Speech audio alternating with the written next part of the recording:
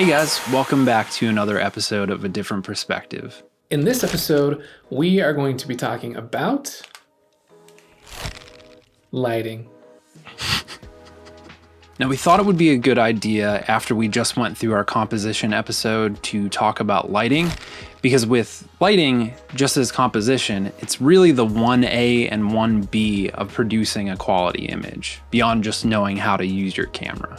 Yeah, totally. And this episode's not going to be a super in-depth look at lighting and how to, set up lighting and different diagrams and stuff like that, but more just to give you an idea of what is possible, what are some of the most common lighting looks, and how you can go about achieving them. So lighting being the huge subject that it is, what we wanted to do was give you some examples of different lighting setups and what those are good for. Because not only is it important to know what types of light to use, it's also important to know what setups work best for different situations. So with that being said, we're gonna go through some of the most common lighting setups. It's gonna get lit, yo. So the first common lighting setup that we are going to talk about is butterfly lighting. The reason it's called that is because they use it for fashion and beauty photography a lot. And what it is the light is going to be right in front of you, up front of the subject, and shining down on them and creating a tiny shadow under their nose. And that little shadow is often resemblant of a butterfly, so that's why they call it that. But just know that butterfly lighting is used a lot for making your subject look really flattering and is very common in fashion photography. And then something to know about butterfly lighting, even though it works for lots and lots of situations, if you're doing something a little more serious or grounded, it may feel a little bit too flat or a little bit too straightforward. All right, so the next lighting setup that we'll talk about is angled lighting, which you can typically see in Rembrandt or loop lighting. And if you'll notice, that's actually what Jean and I are using today to record this episode. So I've got a light right up here and then one behind me using it for a backlight. So this is something that I would say is very commonly used. It feels natural to us. We're used to seeing this, and it's typically used in like portraits or interview setups when you're filming. And it can also be used with, like I said, for our setup, like a hair or rim light that will hit the back of the head to separate the subject from the background. Another form of lighting that is often used for horror films or for edgy looks is called split lighting. And what it is actually pivoting. Instead of, butterfly being right in front of you, and then you've got Rembrandt over here, you've got it directly to one side, and the other side of the face or the subject is dark. And that looks really edgy, looks a little more intense and a little more grungy and contrasted.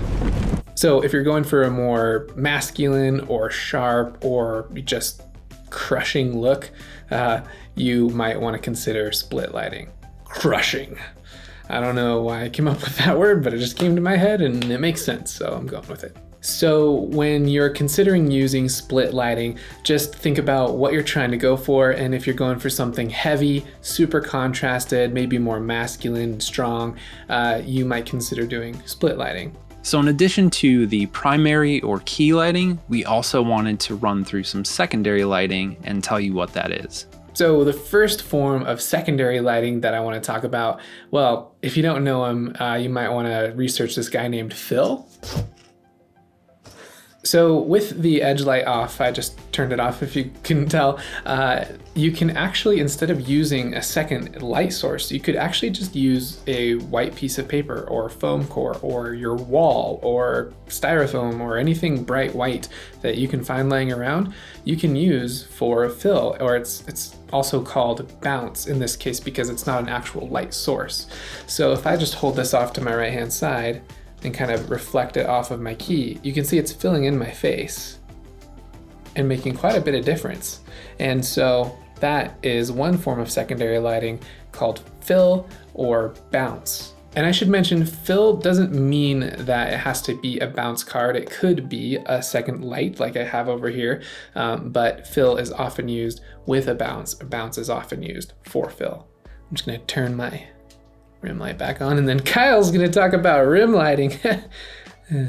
So I'm not just sitting in the dark for fun. The next one that we wanted to mention was rim lighting. So this is going to typically highlight your subject on the side or behind them, and it's going to separate the subject from the background. Another form of common lighting is top lighting, or literally just having the light right above your subject.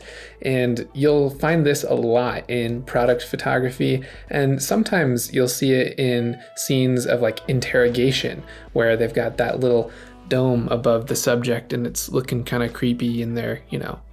My focus won't catch because it's dark, but yeah, that's a very common thing, and just look out for it and try it out. Hey, look at this, split lighting.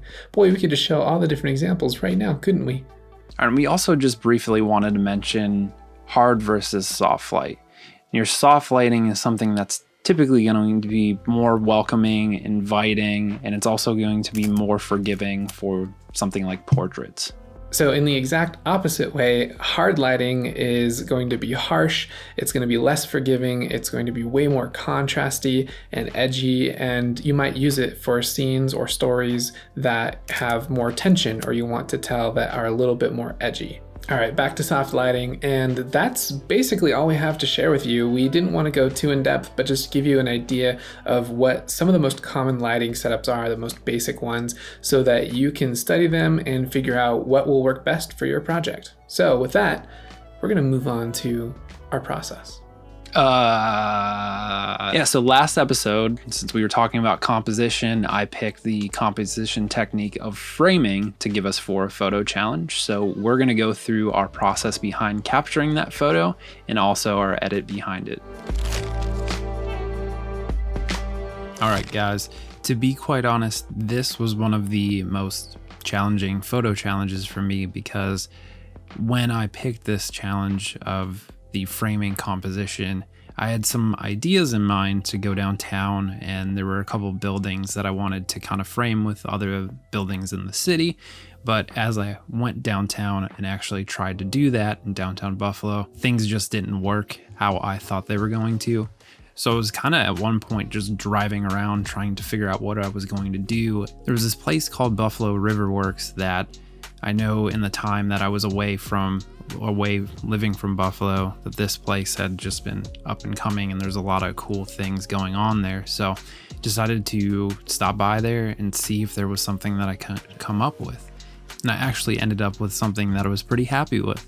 Now, I had a few different angles and shots that I was considering for this shark guy that was painted on the wall. So diving into the edit, I narrowed it down to a few different shots that I was happy with. There were some with these like twisted rebar that looked kind of cool, you know, going through the shark's mouth there. But this is ultimately the one that I wanted to go with. So I was using this concrete structure that was left over, I believe, from one of the grain silos that used to be there, to just frame this almost like a doorway, just looking straight at the shark here. So into the edit, changed my color profile to Adobe Landscape, boosted the exposure a little bit, boosted the contrast quite a bit, turned down the highlights, shadows, boosted those a little bit, turned down the whites and blacks, both -30. I just used the point curve to give it a little S curve. Then on my color, adjusted the temperature and tint slightly to get it to a desirable place. So, and I'll just briefly go through this, but the color mixer is where I'm really trying to find my style. And this is where I'm doing a lot of the adjustment that gets these specific colors that I'm trying to either highlight or enhance. So you see more of certain colors, and I'm also taking out and desaturating a lot of the blues and greens, as you'll see. So just quickly go through these.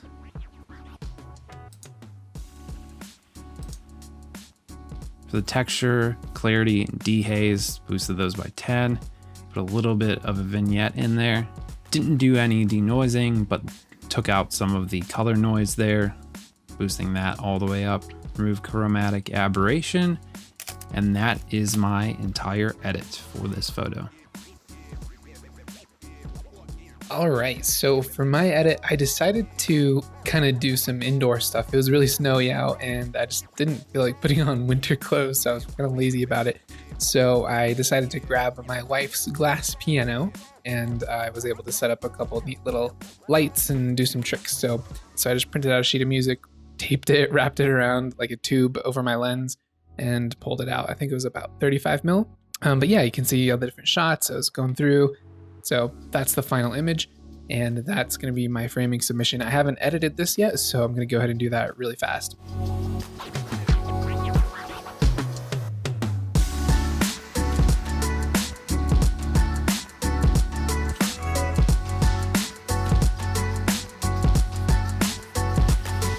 So there you go, before, after. I think it's a little more subtle. I don't know. Either one looks pretty awesome, honestly. But yeah, that's my submission.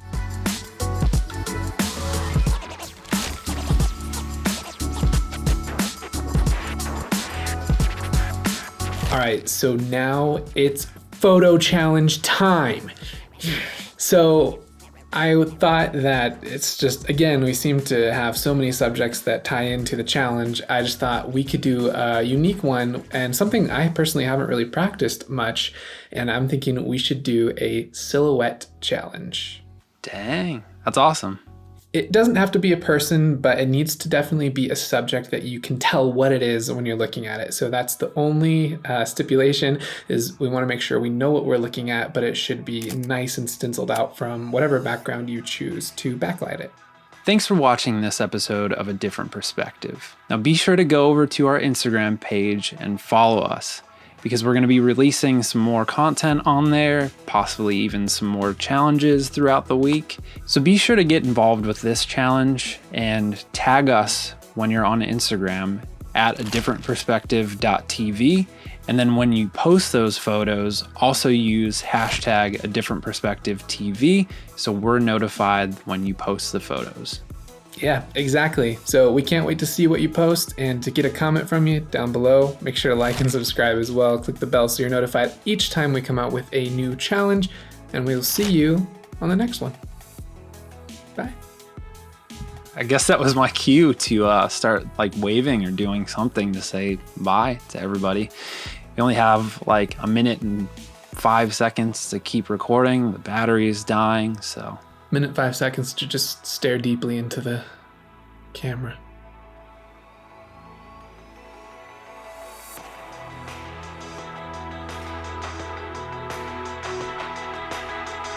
Can you guys still hear me? I'm still here. Still here.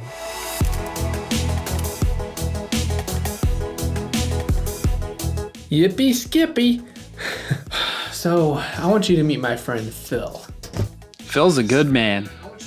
Now, this is another form of lighting that you can use around the campfire to tell spooky ghost stories. Ooh, spooky. You make my day so much lighter.